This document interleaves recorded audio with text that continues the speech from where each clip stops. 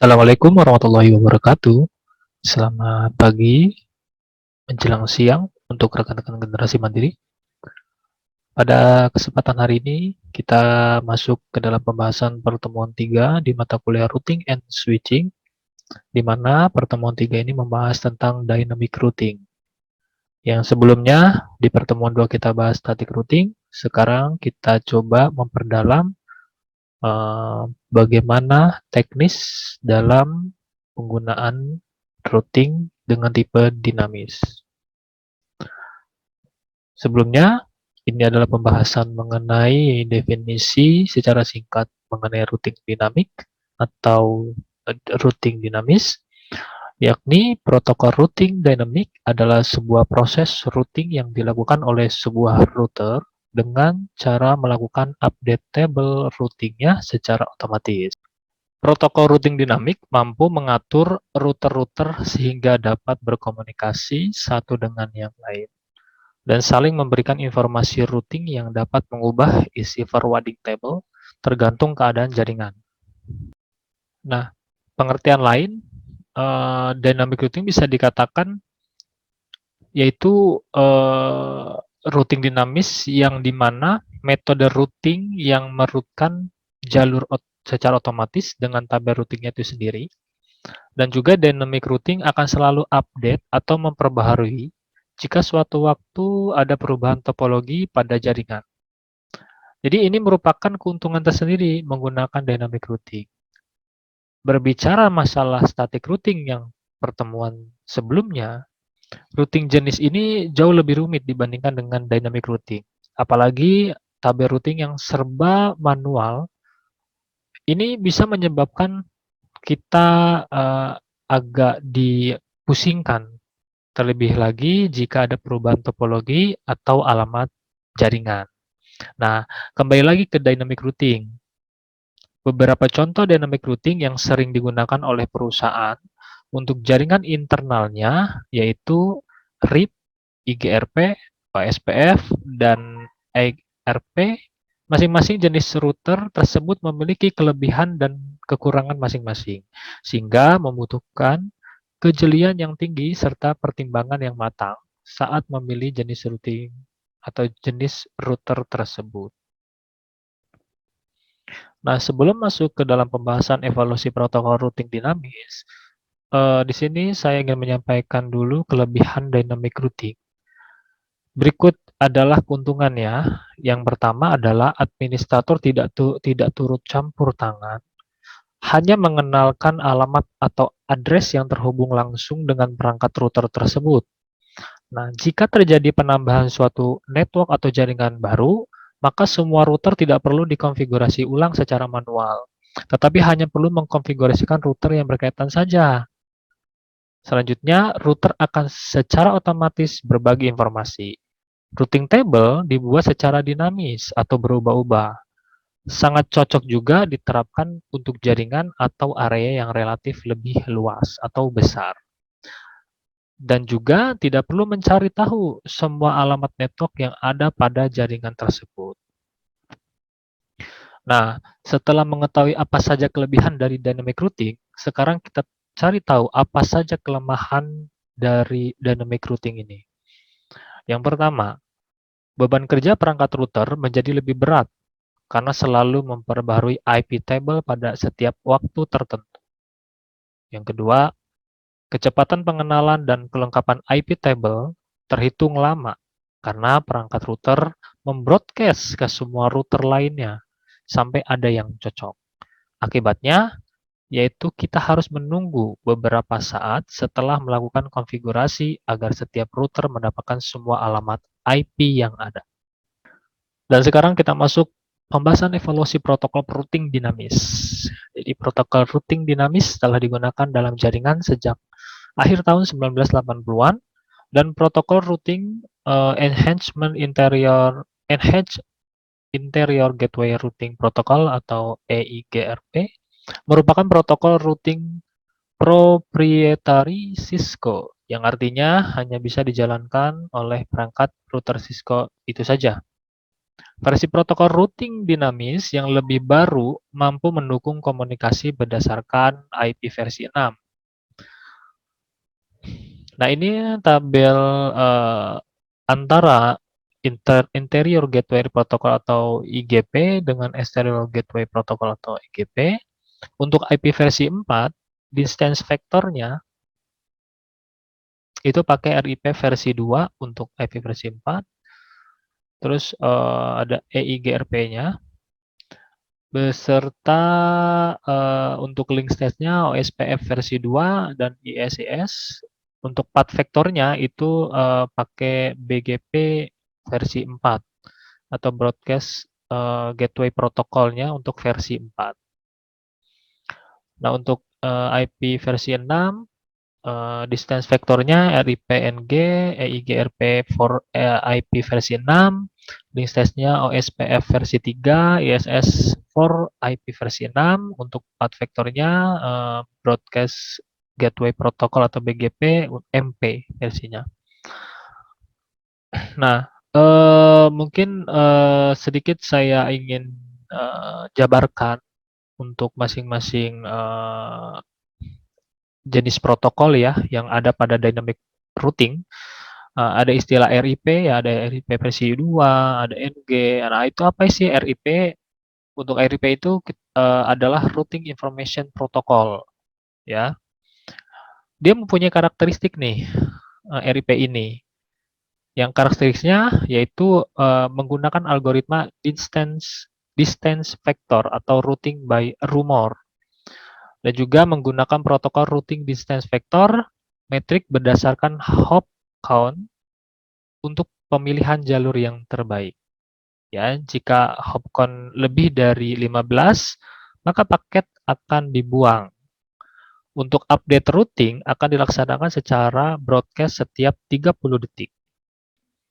Maaf, saya ralat, maksudnya bukan IGP tapi EIGRP, yaitu adalah singkatan dari Enhanced Interior Gateway Routing Protocol. Nah, untuk Enhanced Interior Gateway Routing Protocol atau EIGRP, kita juga harus melihat karakteristik yang ada pada protokol tersebut. Antara lain adalah pada EIGRP itu menggunakan algoritma Advanced Distance Vector, menggunakan juga protokol Routing Enhanced Distance Vector, menggunakan cost load balancing yang tidak sama, terus menggunakan kombinasi algoritma antara distance vector dan link state. Dan juga menggunakan diffusing update algoritma dual untuk menghitung jalur terpendek yang bisa dilalui. EIGRP atau Enhanced Interior Gateway Routing Protocol ini merupakan implementasi dari vendor perangkat Cisco. Jika kita mendengar kata implementasi, maka dapat dipastikan bahwa perangkat yang bisa digunakan hanya dari satu merek, yaitu Cisco saja. Protokol routing yang awalnya IGRP ini sudah berkembang sangat pesat hingga saat ini. Jadi EIGRP adalah evolusi dari IGRP. Hal tersebut dapat kita lihat langsung berdasarkan penggunaan routing di setiap provider atau penyedia layanan internet. EIGRP bisa dikatakan merupakan salah satu jenis dynamic routing yang termasuk dalam distance vector. Kelebihannya yakni dapat meminjamkan beberapa karakteristik dari protokol link state. Jadi seperti yang telah dijelaskan di atas sebelumnya, EIGRP sebelumnya adalah IGRP yang hanya mendukung kelas full alias /8, /16, /24. Namun untuk saat ini atau sekarang sudah berubah menjadi EIGRP di mana dia dapat mendukung classless. Ya.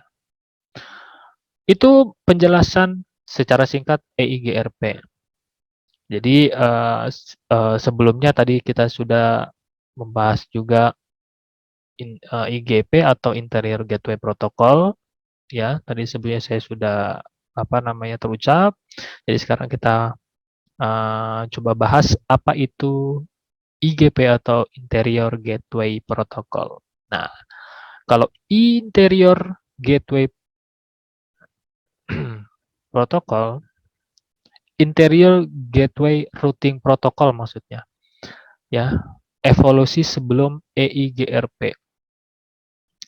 Nah, IGRP ini dia mempunyai karakteristik, ya, menggunakan algoritma desain vektor, menggunakan protokol routing desain vektor, menggunakan composite metric yang terdiri dari bandwidth, load, delay, dan reliability, dan juga update routing akan dilaksanakan secara broadcast setiap 90 detik.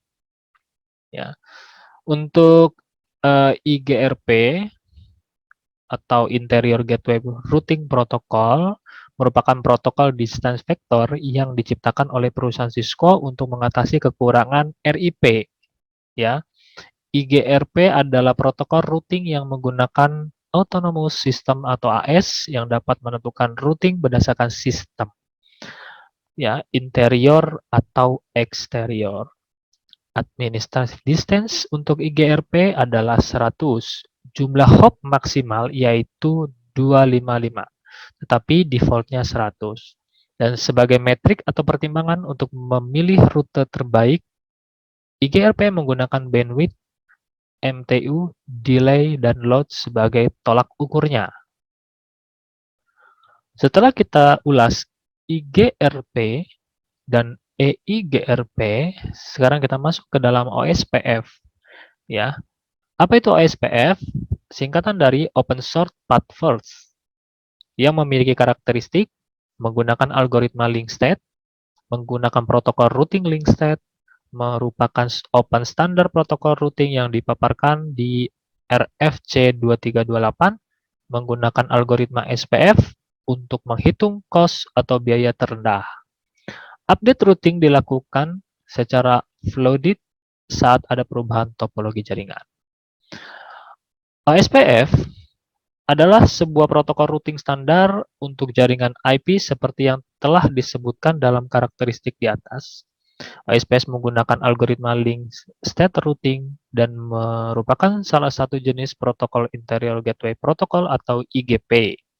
Ya, jadi OSPF ini masuk ke dalam kategori IGP atau interior gateway protocol, di mana bekerja pada sistem autonomis atau AS. Awalnya OSPF dikembangkan untuk IP versi 4 dengan nama OSPF versi 2 atau OSPF v2. Lalu pembaharuan selanjutnya dikembangkan oleh IP versi 6, ya, menjadi OSPF versi 3 atau OSPF v3. Jadi OSPF juga mendukung pengalamatan classless inter-domain routing atau CIDR. Dan selanjutnya setelah OSPF kita bahas, kita lanjut ke dalam ISIS. Apa itu ISIS? Yaitu sebuah protokol yang sama halnya dengan OSPF, ya, di mana untuk membentuk network diperlukan link state database. ISIS mengakomodasi kebutuhan protokol CLNP atau Connectionless Network Protocol dan IP. Di dalam ISIS dibedakan menjadi beberapa area. Di dalam satu area bisa terdiri dari beberapa level. Ketika protokol ISIS diaktifkan, maka kemungkinan yang terjadi adalah sebagai berikut nih. Nah, status yang muncul apabila menggunakan protokolnya ISIS diaktifkan, maka akan muncul status new. Itu awal dari kondisi ketika protokol mulai diaktifkan, lalu ada one way, itu router mengirim paket, ya. Terus ada initializing, itu router menerima paket dari lawan. Kondisi ini komunikasi dua arah sudah terjadi. Lalu ada status up, itu kondisi di mana protokol ISIS secara fungsi sudah berjalan secara penuh. hubungan dua router sudah terjadi, dan begitu juga pertukaran informasi database yang berupa link state, ya, berupa link state. Lalu status down, ya, itu apabila protokol ISIS tidak berjalan sebagaimana mestinya, biasanya disebabkan atau dikarenakan mismatch IP, ya, IP area atau parameter lain yang berhubungan dengan protokol pendukung ISIS. Lalu ada status reject, ya, reject itu dikarenakan autentikasi salah dan kondisi ini terjadi sebelum transisi down. Nah, itu status-statusnya. Baik, itu mengenai ISIS. Nah, mungkin rekan-rekan juga dari tadi sering mendengar ada istilah ada distance vector dan ya ada distance vector dan link state, ya kan? Nah, di sini saya coba mengulas protokol routing yang menggunakan link state, ya. Jadi kalau sebuah protokol baik OSPF versi 2 atau ISIS, ya, itu kalau menggunakan link state itu lebih mirip sebuah peta jalan karena mereka membuat sebuah peta topologi dari sebuah jaringan dan setiap router menggunakan peta ini untuk menentukan jalur terpendek ke setiap jaringannya. Ya, sama halnya saat kita mengacu pada sebuah peta untuk menemukan rute ke kota lain. Ya, rute-rute link state ini menggunakan sebuah peta untuk menentukan jalur yang paling diinginkan untuk mencapai tujuan yang dituju atau router yang dituju. Jadi bisa kita sederhanakan protokol routing yang menggunakan model link state itu bisa dikatakan modelnya seperti kita analogikan seperti halnya maps, ya, atau peta. Jadi mencari jalur yang terpendek dari sebuah peta topologi atau topologi jaringan yang dibentuk, atau bisa dikatakan sebuah network yang dibentuk. Jadi melihat jalur yang terpendek dan termudah untuk menuju ke router yang lainnya atau yang ditujukan. Jadi nanti router yang menjalankan sebuah protokol routing link state ini akan mengirimkan informasi tentang status linknya ke router lain dalam wilayah routing. Status dari link ini mengacu pada jaringan yang terhubung langsung padanya dan termasuk informasi tentang jenis jaringan dan router-router tetangga pada jaringan tersebut. Karena itu dinamakan protokol routing link state. Protokol routing link state dikenal juga sebagai protokol short path first dan dibangun atas algoritma short path first Edgar Giscard, ya, yang menggunakan link state ini modelnya itu adalah protokol SPF dan IS. Dan sekarang kita melanjutkan penjelasan mengenai protokol BGP. Seingat saya tadi sempat salah sebut, ya, BGP itu ya tadinya bukan broadcast gateway protocol, yaitu ya yang benar adalah border gateway protocol, ya. BGP atau border gateway protocol dia juga mempunyai karakteristik, ya, yaitu dia menggunakan routing protokol distance vector, ya, diterapkan antara ISP dengan ISP dan klien-klien. Digunakan untuk menentukan rute traffic internet antar autonomous system. Ya, tapi saya juga kalau di dalam tabel ini justru malah dijelaskan dia menggunakan protokolnya itu adalah path vector. Ya. BGP atau yang biasa disebut dengan protokol Gateway Protocol atau Border Gateway Protocol merupakan salah satu protokol routing inti dari internet yang digunakan untuk melakukan sharing information antara routing dalam suatu jaringan. BGP telah dijelaskan dalam RFC 4271, sedangkan RFC 4276 menjelaskan implementasi report pada BGP versi 4 atau BGP 4. Dan selanjutnya RFC 4277 menjelaskan hasil eksperimen menggunakan BGP 4. BGP atau Border Gateway Protocol ini bekerja dengan cara memetakan sebuah tabel IP network yang menunjukkan ke jaringan yang dapat dijangkau antar autonomous system atau AS. Hal ini digambarkan sebagai sebuah protokol path vector, ya, path vector. BGP tak menggunakan matriks IGP tradisional, tidak menggunakan matriksnya interior gateway protocol. Ya. Namun membuat routing decision berdasarkan path, network policies atau rule set, ya, rule set maksudnya. BGP versi 4 masih banyak digunakan hingga saat ini. BGP mendukung kelas interdomain routing atau CIDR dan menggunakan route aggregation untuk mengurangi ukuran tabel routing yang ada. Nah, itu penjelasan sederhana mengenai protokol-protokol yang ada dalam tabel ini. Dan selanjutnya kita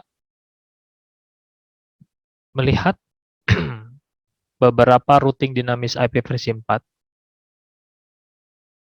ya, dan routing dinamis IP versi 6.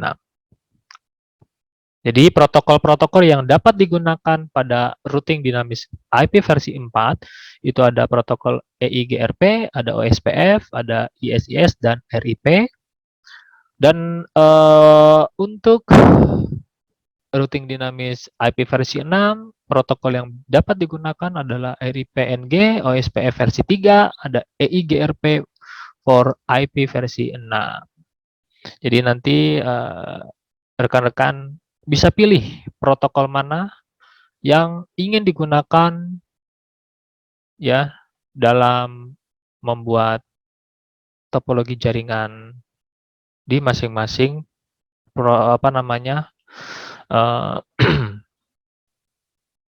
IP versi 4 atau IP versi 6 yang kalian pilih.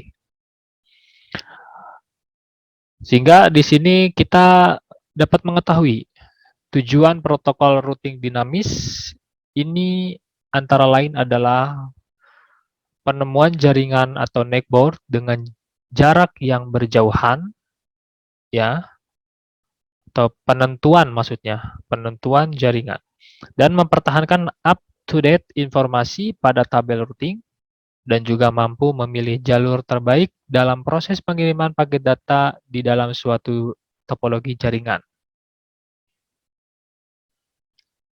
Oke, ini adalah penjelasan yang tadi sebelumnya kita sudah ulas. Nah, ini adalah definisi masing-masing protokol, itu contohnya RIP atau Routing Information Protocol. Ini bisa rekan-rekan baca nanti di slide, ya. Tadi kita sudah bahas dan kita sudah jelaskan. Kurang lebih sama.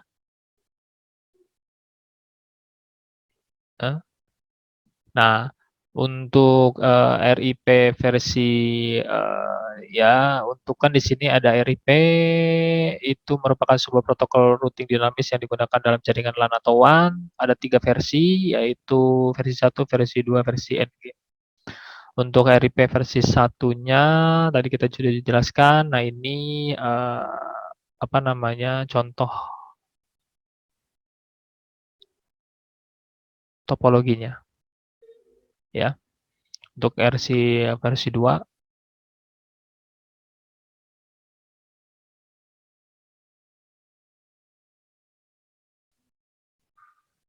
Oke. Dan izin untuk EIGRP-nya, tadi tidak perlu saya ulas lagi. Nah, ini cara kerja protokol routing EIGRP dibandingkan dengan RIP. Ya. Jadi kalau bedanya itu untuk RIP dan EIGRP, kalau EIRP ini kalau EIGRP ini dia mengirimkan broadcast terlebih dahulu.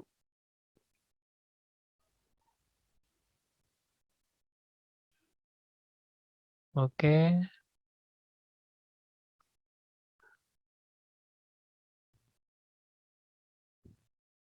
Baik. Fitur-fitur mau oke, ya ini nggak perlu dijelaskan karena tadi sudah dijelaskan sebelumnya. Nah, kita akan bahas tentang bagaimana cara konfigurasi untuk penggunaan protokol EIGRP. Untuk konfigurasi pengaktifan routing EIGRP atau perintah pengaktifan protokol EIGRP itu perintahnya adalah router spasi EIGRP buka kurung as number terus menentukan router ID. Ya, maaf tadi ralat. Yang dimaksud ini yang untuk mengaktifkan routing EIGRP tadi bukan yang untuk as number ini bukan IP melainkan autonomous system number itu boleh diisi biasanya kan ada 1, 100, 88, 90. Nah, itu maksudnya itu autonomous system number-nya apa ya. Jadi perintah mengaktifkan routing dengan protokol EIGRP itu perintahnya adalah router spasi EIGRP terus autonomous system number-nya berapa. Misalnya router spasi EIGRP spasi 1 atau spasi 100. Nah, seperti itu.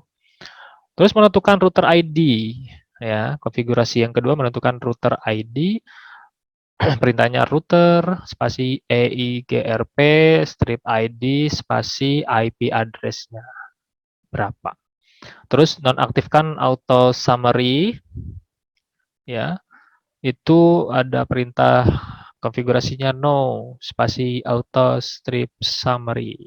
Terus memasukkan network itu masukkan perintah network spasi IP address-nya apa, terus wildcard mask-nya atau kebalikan dari subnet mask ya berapa.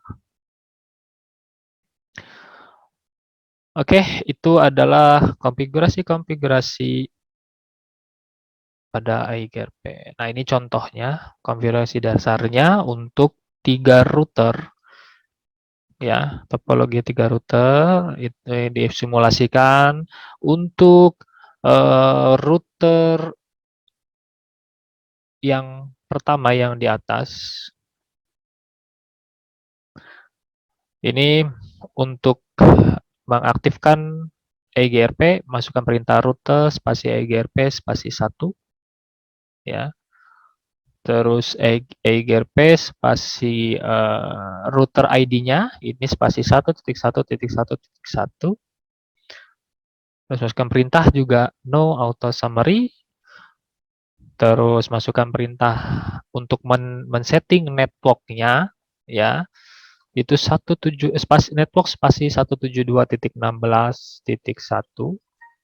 titik kebalikan atau wildcard ya, masknya adalah 00003. Sorry, maaf. Untuk IP-nya itu 172.16.1.0, terus untuk wildcard-nya itu 0.0.0.3 ya. Dan ini untuk network yang kedua 192.168.10.0 wildcard-nya 0.0.0.3 ya.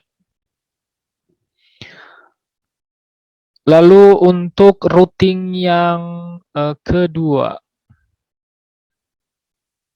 ya, routing yang kedua router yang kedua yang ini yang di atas. Kalau yang router pertama ini yang kiri bawah Yang warna biru dilingkarkan warna biru sebagai tandanya. Yang untuk yang router kedua ini yang posisinya di atas, segitiga di atas. Lalu kita aktifkan ya protokol EIGRP-nya dengan perintah router spasi EIGRP1, terus tentukan ID routernya seperti ini, dan masukkan perintah no auto summary, terus setting untuk networknya yaitu 172.16.10, terus wildcardnya 0.0.0.3. Untuk network yang kedua 172.16.2.0, terus wildcardnya 0.0.0.3. Kalau kita lihat dari topologinya, untuk router kedua, router 2 ini konfigurasi networknya itu 172 dua-duanya. Coba kita cek. Ya, jadi untuk yang ini, router kedua, network yang disetting benar ya. Dari R2 ke R1, network yang disetting adalah IP 172.16.1.0, lalu untuk yang terhubung ke dalam R3 atau router 3, dia menggunakan network network IP address-nya adalah 172.16.2. Sedangkan kalau yang R1 tadi, network yang disetting adalah 172.16.1 dan 192.168.10. Coba kita cek. Ya, dari R1 terhadap R3 atau router 3 itu IP yang digunakan adalah 192.168.10 yang kita setting. Lalu terhadap R atau router 1 terhadap R2 atau router 2 itu menggunakan settingan network IP address-nya 172.16.1.0 yang ini.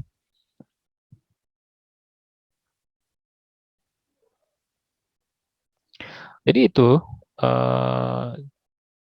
rekan-rekan untuk konfigurasi dasar ya, bisa kalian coba di paket tracer kalian. Nah, ini penjelasan tentang OSPF. OSPF tadi kita sudah jelaskan, kita perlu saya jelaskan ulang. Bisa kalian baca di slide.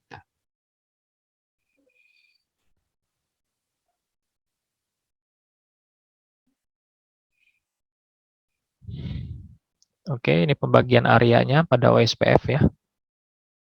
Ada tipe single area yang ini. Ada juga multi area, itu yang seperti ini contohnya, ada area 1, area 0, ada area 51.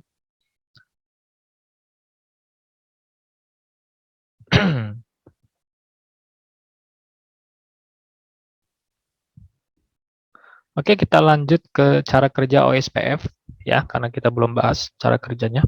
Untuk OSPF itu menggunakan tadi logika link state atau model link state atau disingkat LS yang mampu melakukan pemecahan dan pembuatan percabangan routingnya.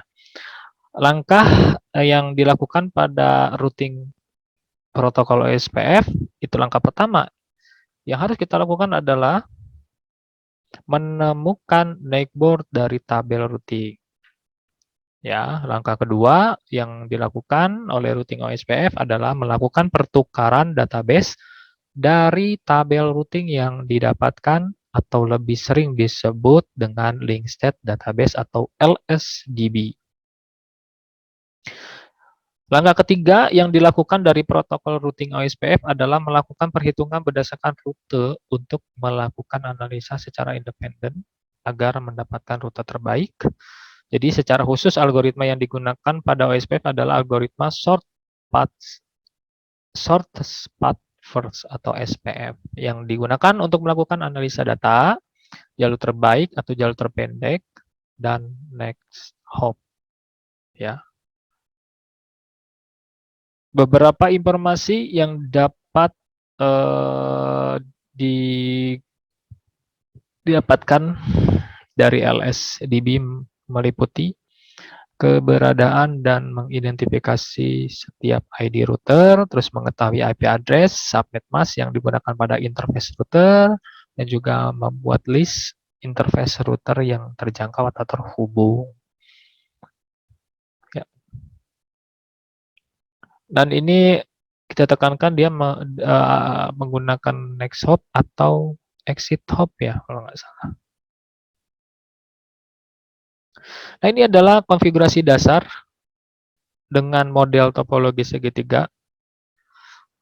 Ada 3 router R1, R2, R3, R1 itu di kiri bawah, R2 di atas puncak segitiga, R3 di sisi kanan bawah. Konfigurasi dasarnya untuk R1 atau router 1, perintah pengaktifan protokolnya adalah rute spasi OSPF spasi autonomous system numbernya adalah 1 contohnya. Terus masukkan perintah no spasi auto summary. Lalu masukkan perintah juga untuk pensettingan network. Ya. 172.16.1.0 terus spasi wirecard-nya 0.0.0.3 dan ada tambahan perintah spasi area-nya. Ya, di sini contohnya area 0. Ya. Kalau dilihat area yang digunakan adalah area 0, berarti tidak ada area 1 dan lain sebagainya, berarti dia dianggap adalah single area OSPF. Ya, menggunakan areanya adalah area 0 saja.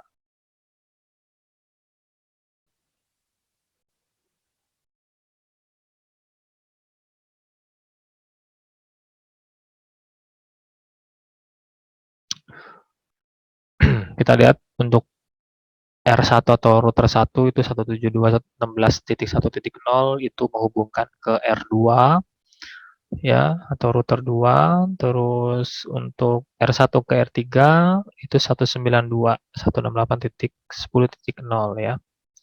Dan lakukan hal yang sama untuk router 2. Aktifkan dulu protokolnya, terus perintah no auto summary, lalu setting ini, dan masih tambahan perintah area 0, karena dia single area.